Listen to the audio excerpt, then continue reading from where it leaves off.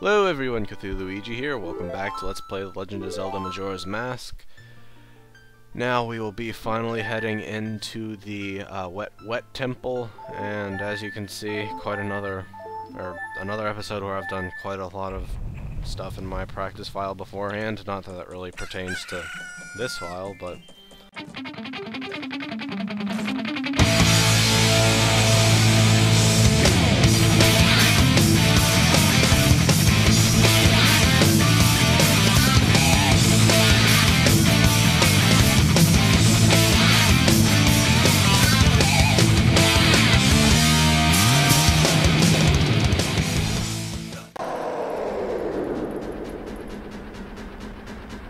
okay, I swear, friggin' God, he takes like way too long to kill, and for that matter, Snowhead Temple is like the only temple that's hard to get to when you've warped to its warp point. And of course, he's the only boss that not only isn't easy to really do everything that gets unlocked after killing him in the cycle, but he's the only boss in which you have to kill him at least twice to 100% the game. There is no way to not do that, and that's the one good thing about them when you enter the warp thingy and the Goron roll. It looks funny. Anyway, why have I cleared this boss yet again, you may have asked? A perfectly reasonable question, to be sure. Certainly wasn't terribly interesting the third time around. Although, as you can see at the end there, arrows are like the much better way to kill him since it takes too long to catch up to him with the friggin' Goron. But anyway, that pathway in that cave over there on the map always throws me off and makes me think I'm supposed to go over there for some reason. Anyway, one of the other things that happens when you make spring come to the village instead of just like scripted events and stuff, this area dethaws, and there is, in fact, a chest in the water that only the Zora can get with his iron boots of might, and there are also some rupees in the water, but I cautiously say that's not important right now.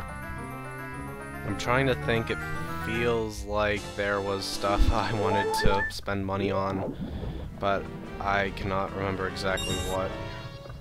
That's the problem of doing way too much in each cycle. I'm just gonna collect a couple, I don't know.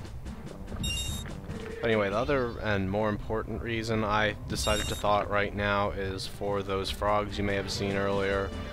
The first time I killed it, it talked to me, it talked to me. Anyway, that's most of them. But yeah, you need to make spring come to the mountain village, so that froggy mask I got from the Goron I fed the Goron gauntlets to,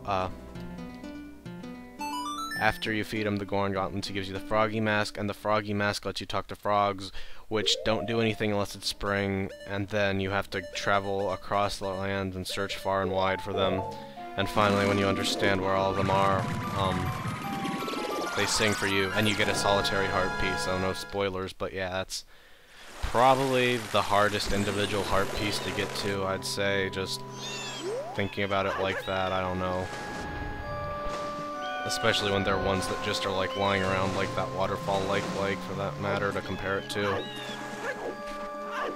Anyway, this Skulltula house is actually feels a little bit different than the other one because there's not actually a cursed person inside. You're just sort of like, enter this house. It says Oceanside Spider House, but where are the Oceanside spiders, you may be asking? Why, that would be a perfectly valid question. But they're in here. Yeah, so you're just bombing an abandoned old house. No one was in there asking for help. And oh look, it's spiders. And that part confused me. This slide confused me because I didn't know how you were supposed to get back out. And then it occurred to me that, like, in order to get to here, you had to have a powder keg to get Epona. And in order to have a powder keg, you have to be a Goron. In order to be a Goron, you need to be able to roll up slopes. But yeah, it's not a problem. It just took me a little while to think about because I had just gotten the hook shot and I was expecting there to be a hook shot target up there or something. Anyway, let's see if anything good in here. Of course, I'm getting all the magic pots when I have full magic and one arrow, and for that matter, I need fire arrows. Yeah, they actually made the elemental arrows. This is the first 3D game where you really use them, because in Ocarina of Time, both of them were optional, and the ice arrows weren't even all that useful. And for what it's worth, technically you need a fire magic in Ocarina of Time, but you could use Din's Fire and never get the fire arrows, and it wouldn't really cause any problems. Anyway, this is... I think it's a little smaller than the Swamp Spider house. Maybe not. They're both kind of small, but this seems slightly more organized since there are no rooms you enter through two ways or anything. And this also actually seems like a house instead of a weird place. Anyway, you can hear like 8 million things rustling around at once, and I tried to do this blind without actually having the sound on, which made it a little hard to figure out where the ones I was missing were, and I ended up having to look up like 4 of them, but that's no big deal. Anyway, despite these not being as obvious as the jars in the other one, there are a few spiders in these, so you're gonna need to just basically either know which ones to roll into or be very thorough. I'm pretty sure this one would have it since it's blocked by a web. I don't know, that would make sense to me. Yep. Okay, not going completely crazy here.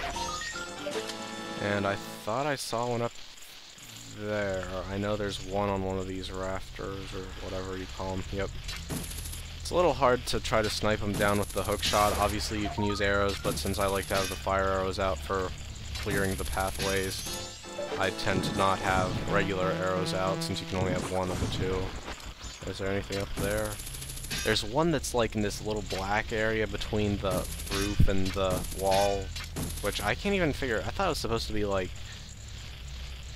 molding or something. It didn't look like it was an actual gap in the wall or whatever it was. I don't know. This is a confusing spider house.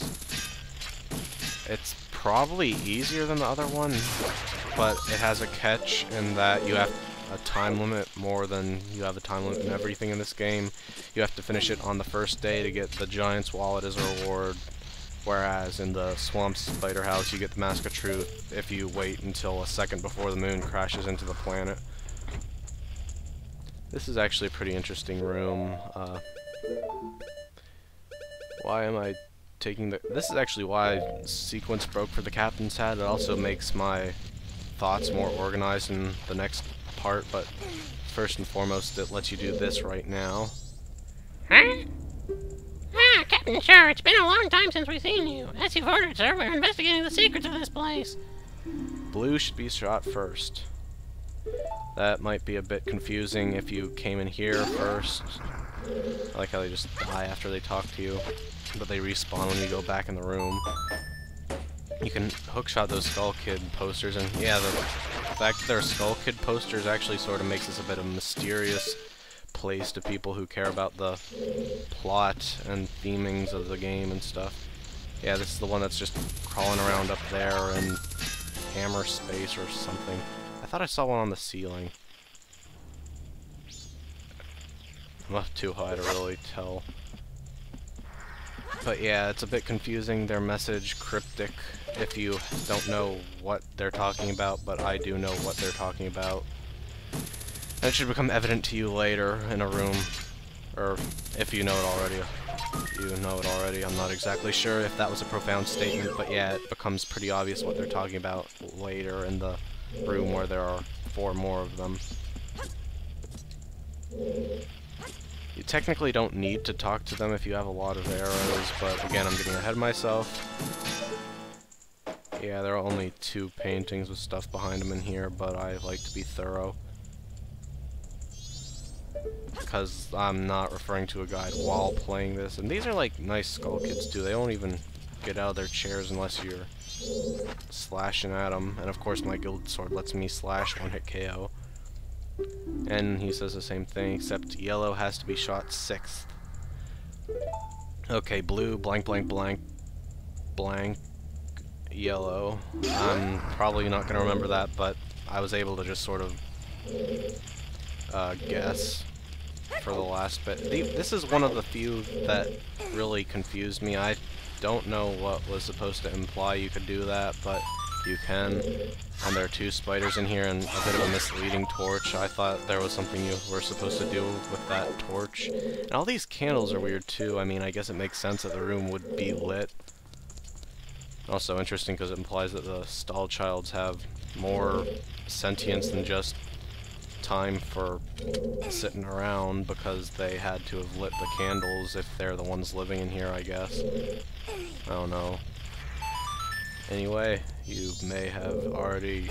I don't know why I act like everyone's mysteriously guessing about everything. They're probably just watching to see what's going on, and what's going on is I move some bookshelves so I can get this. And I think this might be the last one of the room. Let's see. Crunch, crunch, crunch, crunch, crunch.